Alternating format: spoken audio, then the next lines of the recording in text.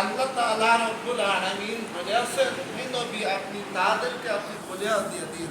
এখানে তাওহীদের গুণের আল্লাহ তাআলা পরিচয় দিয়েছেন। এরকম তাওহীদে ফিল জাত 5টি বিষয় এরকম আছে। তাওহীদে ফিল কদর, তাওহীদে ফিল সিফাত, এরকম অনেক বিষয়, 5টা বিষয় রয়েছে।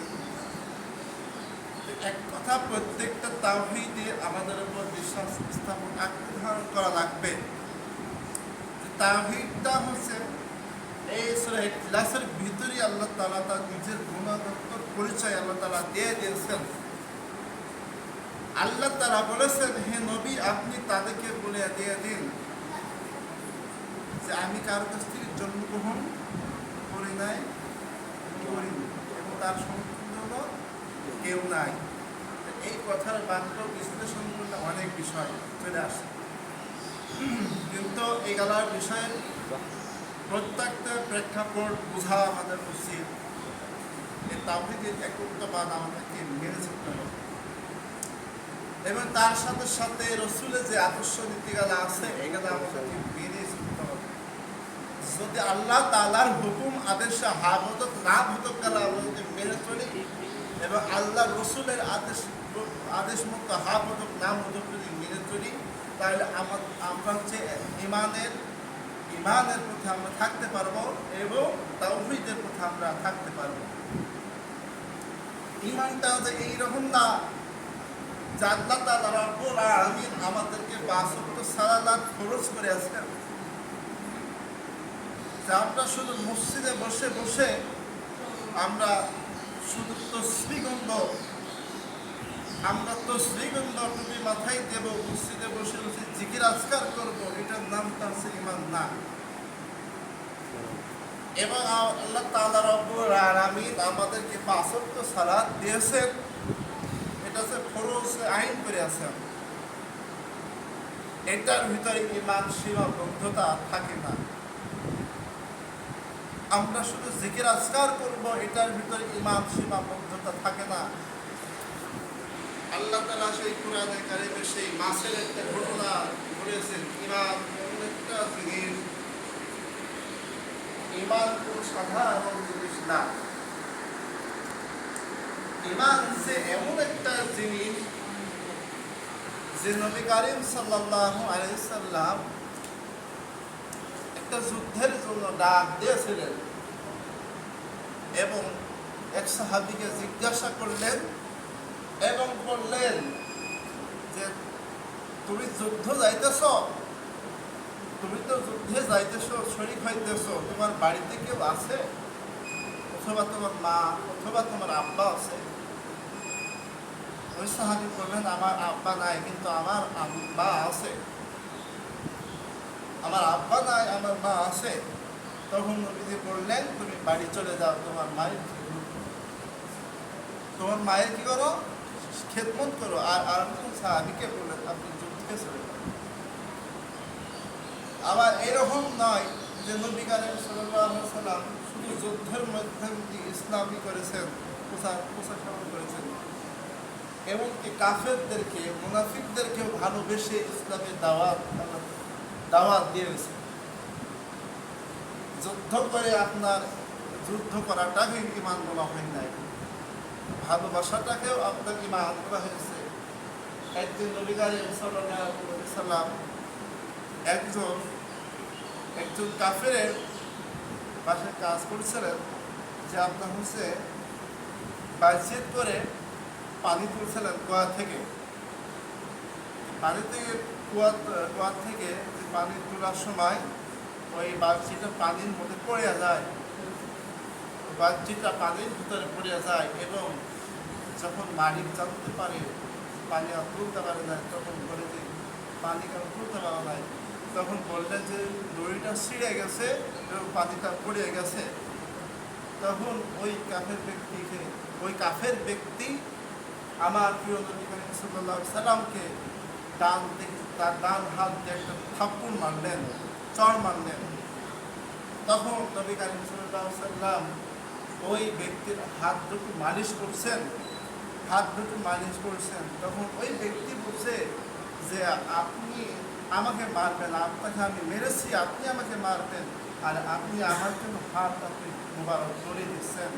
তখন ওই ব্যক্তি নবী করিম সাল্লাল্লাহু আলাইহি সাল্লাম বললেন যে আপনি যে আমাকে আঘাত করেছেন, আপনি যে আমাকে মেরেছেন, আপনার হাতে কোনো কষ্ট হয়েছে কিনা, আপনার হাতে যদি কষ্ট না হয় এই কারণে আপনার হাত মোবারক আমি মালিশ করে দিয়েছি। তখন ওই ব্যক্তি আর বুঝতে আর দেরি করে নাই, ওই ব্যক্তি বুঝে ফেললেন এই ব্যক্তি সেই ব্যক্তি না, ওই ব্যক্তি হচ্ছে আখির জামানার নবী মুহাম্মদুর রাসূলুল্লাহ। তখন ওই ব্যক্তি বললেন যে আপনি আমাকে কালিমা পড়ে দেন, আমি মুসলমান। তো সম্মানিত প্রিয় হাজিরিন, এটা দ্বারা বোঝাতে চাইতেছি যে হচ্ছে প্রত্যেকটা বিষয়ের উপর সৎ ব্যবহার করা লাগবে, প্রত্যেকটা বিষয়ের উপর কি করা লাগবে, সৎ বিষয় সৎ বিষয় ব্যবহার করা লাগবে। এবং ঈমান বলতে বোঝানো হয়েছে যে আপনার পথে যদি কোনো কষ্টদায়ক যদি পড়ে থাকে এটা সর্বনিম্ন ঈমান স্তর, এটা পথের কষ্টদায়কটা সরিয়ে দেবেন, আর একজনের তার পথ আর সহজ সরল হয়ে যাবে। সম্মানিত হাজিরিন, আবার এটা বসে থাকা নয় যে আপনি মসজিদে তাসবিহ বলতেছেন আর আপনার অন্যায় অবলম্বন চলতেছে, খারাপ কাজ চলতেছে, আর আপনি অন্যায়ের পক্ষে দাঁড়াবেন না। একটা মাছের কাহিনী পবিত্র কোরআনে কারিমে আল্লাহ তাআলা দিয়েছিলেন, সে আপনার জাবুর তেলাওয়াত করেছিলেন আল্লাহর নবী হযরতে দাউদ আলাইহিস সালাম। জাবুর তেলাওয়াত করেছিলেন, সে মাছের শুধু ঘটনা রয়েছে, আপনার মাছ ধরা নিষিদ্ধ বিষয়ে অনেক বিষয় রয়েছে। তো এখানে আপনার কয়েক শ্রেণীর বিষয়ে বিভক্তি মানুষ হয়েছিল। তো আপনার হচ্ছে এক শ্রেণীর ব্যক্তি আপনি শুধু মসজিদে আপনি তাসবিহ ছিল, সেটা মনে করছিল যে তারা বলেছিল আমরা কোনো নিষেধ করবো না, আমরা কিছুই বলবো না, তারা শুধু জিকির ছিল, আজকারে ছিল, মসজিদে বসে ছিল। আর এক শ্রেণীর ব্যক্তি আপনার যে মাছ ধরা নিয়ে ব্যস্ত ছিল, আর এক শ্রেণীর ব্যক্তি আপনার কি এক শ্রেণীর ব্যক্তি ছিল, ওই ব্যক্তি এলা ভালো পথে উপদেশ দিচ্ছিল, কিন্তু অবশেষে দুই শ্রেণীর ব্যক্তি আপনার কি হলো, ভ্রষ্টতা হয়ে গেল। আর এক শ্রেণীর ব্যক্তি হলো কি ইমানদার হয়ে গেল। কেন? যে এখানে যে ব্যক্তি অসৎ কাজ করছে, খারাপ কাজ করতেছে, তাদেরকে আপনি নিষেধ দেবেন। যদি আপনি নিষেধ না করবেন, যদি না আপনি না পারেন, হাত দিয়ে না পারেন, আপনি মুখ দিয়ে দেবেন, মুখ দিয়ে না করলে আপনার অন্তর দিক দিয়ে তাদেরকে আপনি ঘৃণা করবেন। এটা হচ্ছে আপনার ঈমানের পরিচয়।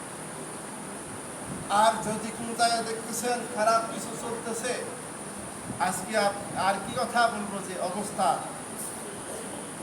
আজকে আমরা কি কথা বলবো, যে অবস্থা আলেম ওলামাদেরকে আপনার এতভাবে নির্যাতন আমাদেরকে করা হইতেছে, এবং যে সমস্ত কাজ করা হয়েছে আল্লাহ রাসূল সাল্লাল্লাহু আলাইহি সাল্লাম বলেছিলেন যে দেশে আপনার নারী নেতৃত্ব থাকবে, শাসন থাকবে, ওই দেশ ধ্বংস হবে, ধ্বংস হবে, কোনো উন্নতি দেখা যাবে না, কোনো উন্নতি দেখা যাবে না, ধ্বংসের মুখোমুখি অবলম্বন হবে। এবং বলা হয়েছে অন্যায়ের পথে তোমরা প্রতিবাদ করো। আজ যদি অন্যায়ের পথে যদি প্রতিবাদ না করতে পারো, আল্লাহ রাব্বুল আলামিন আপনাকে আমাকে ধরবেন। কারণ কিয়ামতের ময়দানে একজন ব্যক্তি অন্যায় করতেছে, আর তুমি মসজিদে বসে নামাজ পড়তেছো, জিকির আজকার করছো, এগুলো তুমি কেন বাধা দিচ্ছ না? ঈমান একটু সাধারণ জিনিস না। আমি ঈমান কালিমা পড়েছি, আপনার আব্দুল্লাহ ইবনে উবাই তো আপনার কালিমা পড়েছিল, কিন্তু সে মুনাফিক কেন হলো? আব্দুল্লাহ ইবনে উবাই কালিমা পড়েছিল, সে আপনার কালিমা পড়েছে, তারপরে আপনার উতবা সাহেবা, তারপরে আপনার মুগিরা তো কোরআন শুনেছে, এটাকে শোনাকে আপনাকে এবং পড়াকে আমাদের ঈমান বলা হয়। ঈমান হচ্ছে এমন একটা জিনিস, যে আমরা যে জিনিসটা ধারণ করেছি সেই জিনিসটার ওপর সুপ্রতিষ্ঠিতভাবে থাকতে হবে এবং হকের পথে থাকতে হবে। অন্যায়ের পথে যারা থাকবে তাদেরকে আপনার অন্যায়ের পথে আপনার বিরুদ্ধে থাকতে হবে, ন্যায়ের পথে আপনার পথে কথা বলতে হবে, হক কথা বলতে হবে। এবং বলা হয়েছে আপনার হক কথা আপনার তেতো হলেও আপনার মিষ্টি, আর মিথ্যা কথা তেতো হলেই যতই আপনার মিষ্টি হোক না কেন, মিথ্যা কথা একদিন ধ্বংস হয়ে যাবে। সম্মানিত উপস্থিতি, আমাদের আজকে যে বিশ্বের যে অবস্থা চলতেছে, যে এগুলা সমস্ত সব চক্রান্ত চলতেছে মুসলমানদের উপর। কিভাবে প্রত্যেকটা মুমিন মুসলমানদেরকে ঈমান হরণ করা যায়, কিভাবে টাকার বিনিময় হোক, অর্থের বিনিময় হোক, কিভাবে দিক দিয়ে হোক, একমাত্র মানুষদের মুমিন মুসলমান মানুষদেরকে, সাধারণ মানুষদেরকে আপনার বেপথগামী নিয়ে যাওয়া হয়। এবং ইহুদি দালালদেররা এটা হচ্ছে একটা চক্রান্ত করতেছে, আমাদেরকে পথ ভ্রষ্টতার দিকে নিয়ে যেতেছে। তাদের থেকে আমাদের সাবধানতা অবলম্বন থাকতে হবে।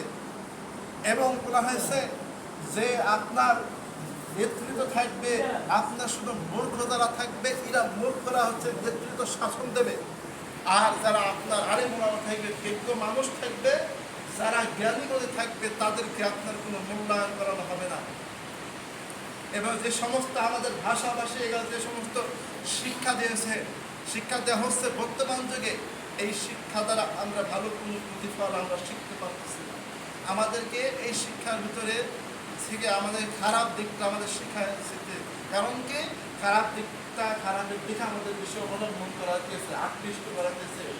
আমাদেরকে ভালো পথে ভালো দিকে তারা আকৃষ্ট করা হয়েছে না, কারণ তারা আমরা যদি ভালো পথে থাকি তাহলে তারা তাদের যে আশা, তাদের দৃঢ়, এরা তাদের বাদ করে যাবে। তারা চেষ্টা পরিকল্পনা রয়েছে। সম্মানিত উপস্থিতি হাজিরিন, আমাদের উচিত এখন থেকে আমাদের প্রত্যেকটা বিষয়ের ওপর যখন ইমানের ওপর, মুসলমানদের ওপর যদি কোনো নির্যাতন আসে কোনো বিষয়ে, আমাদেরকে ইমানের দায়িত্ব হিসাবে আমাদের মধ্যে রাখবে। যারা আল্লাহ এবং আল্লাহ রসুলের বিরুদ্ধে কথা বলবে, তাদের ওপর দায়িত্ব রাখতে হবে। কিছুদিন আগে একজন পুলিশ আপনার একটা লাইনে এসে বলেছিল যে আপনার কয়েকদিন আগে একজন পুলিশ আমাদের নবীজিকে নিয়ে খুব মূল্যক কথা বলেছে, যে বলেছেন এই নবী জান্নাতে যেতে পারবে না, এই নবী তো আপনার সেই মানুষদেরকে ধোঁকা দেওয়ার জন্য এসেছে। কিন্তু তারাই ধোঁকাবাজ। আল্লাহ তাআলা রব্বুল আলামিন কোরআনে বাকারায় ভিতরে বলছে, যাদেরকে তোমরা ধোঁকাবাজি বলো, তোমরাই তো ধোঁকাবাজ। সম্মানিত উপস্থিতি, আল্লাহ তাআলা রব্বুল আলামিন আমাদেরকে যে নেকটা দান করেছে, আমরা আল্লাহর হুকুম গালা, আদর্শ গালা, নীতি গালা যেন আমরা মেনে চলতে পারি, আর আমরা যেন হক পথে অবলম্বন করতে পারি। এবং যখন কোনো অন্যায়ের ওপর আসবে, আমরা ইমানের ওপর, আল্লাহ তাআলার ওপর, আল্লাহ রসুলের ওপর যখন কোনো বিষয় নিয়ে আসবে, আমরা যেন সকলেই যেন আমরা এই প্রতি আমরা অবলম্বন করতে পারি এবং এর প্রতি যেন আমরা অন্যায়ের প্রতিবাদ আমরা করতে পারি। আমরা সকলেই প্রস্তুত, আজ হোক কাল হোক আমাদেরকে মৃত্যুবরণ করতে হবে। ইমানটা আপনার শুধু কালেমা পড়লাম যে এগালা হচ্ছে ইমান না, ইমান হচ্ছে সার্বজনীয়, যেগালা নবী এবং রাসূল এবং সাহাবী এবং তাবিঈন করেছেন, এবং আল্লাহ তাআলা যেগুলা আদেশ দিয়েছেন কোরআন এবং সুন্নাহ মতো, এগুলা পুরো কোরআনটাই ইমান, পুরো হাদিসটাই কোরআন রাসূলের প্রতি বিশ্বাস স্থাপন করে, এইগুলা হচ্ছে ইমান। এগুলো আমাদের ইমানের দায়িত্ব হিসেবে পালন করার তৌফিক দান করুন। আমিন সুম্মা আমিন। আসসালামু আলাইকুম।